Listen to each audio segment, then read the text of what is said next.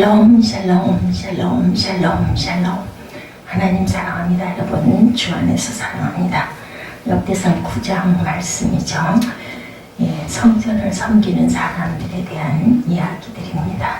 예루살렘이 정착한 회막 문지기 이렇게 말씀을 보면 나와 있습니다.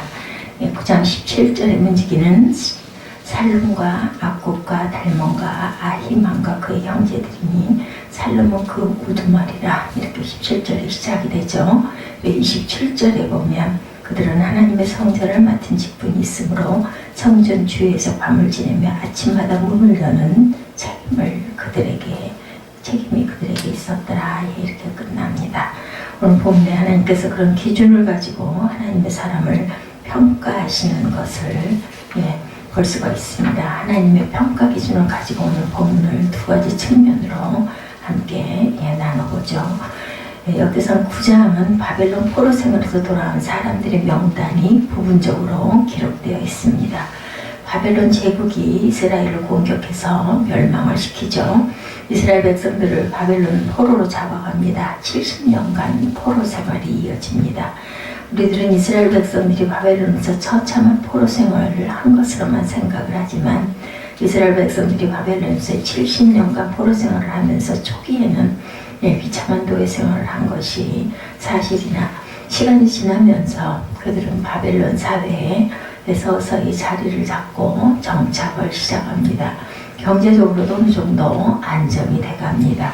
이스라엘 사람들 가운데 바벨론의 지도자로 세워진 사람들도 있죠. 그 대표적인 사람들이 느헤미야, 다니엘, 에스라 같은 사람들입니다.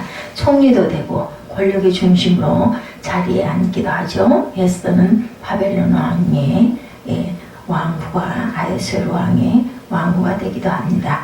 우리나라 사람들이 미국에서 이민 초기에 또한 하와이에서 사탕수수 밭에서 일을 하며 온갖 고생들을 많이 합니다.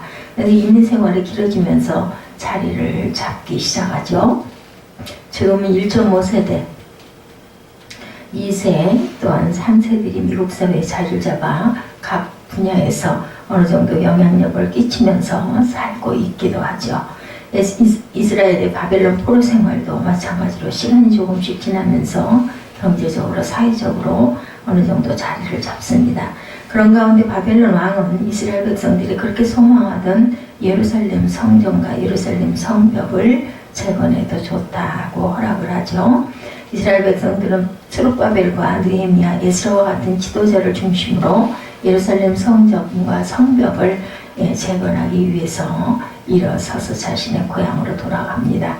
근데 막상 바벨론에서 70년간 생활하며 닦아놓은 삶의 자리를 정리하고 황폐한 예루살렘으로 돌아가려고 할 때 동참하는 사람들이 많지가 않습니다.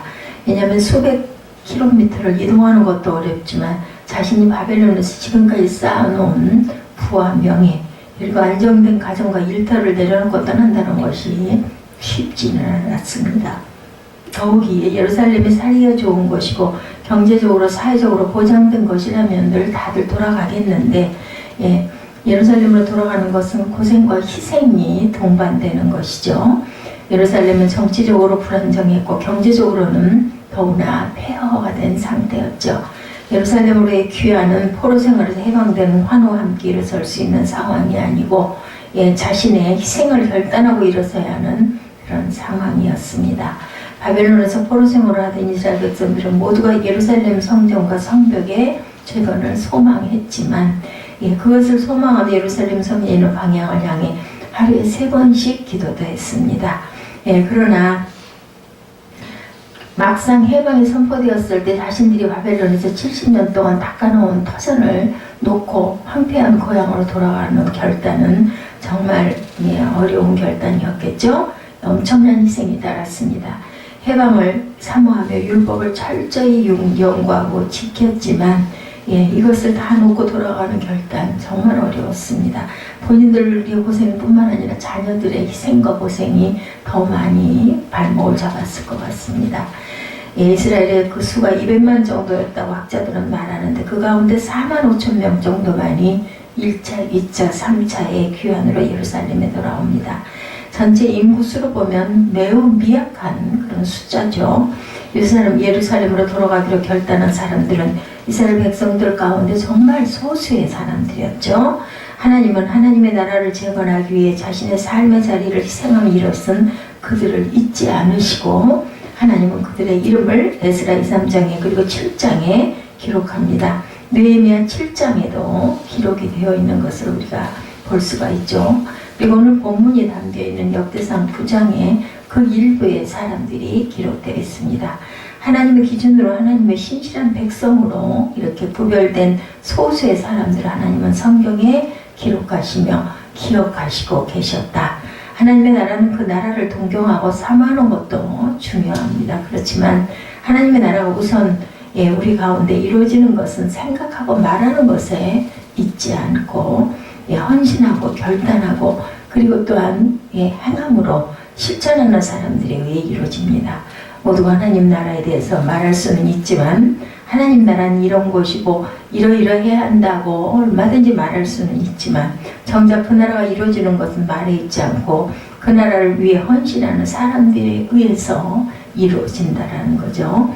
교회는 자신은 봉사하지 않고 교회를 위해 헌신을 하지 않으면서 이렇게 해야 한다 저렇게 해야 한다고 말하는 사람들은 교회는 힘이 없고 그런 사람들만 있는 곳은 교회가 성장하지를 못합니다. 반면에 교회 안에 말하기보다 자신의 자리에서 묵묵히 헌신하는 사람이 많으면 교회는 힘이 생기고 성장을 하죠. 하나님의 평가의 기준은 말이 아니고 헌신하고 행동하는 삶이라는 거죠.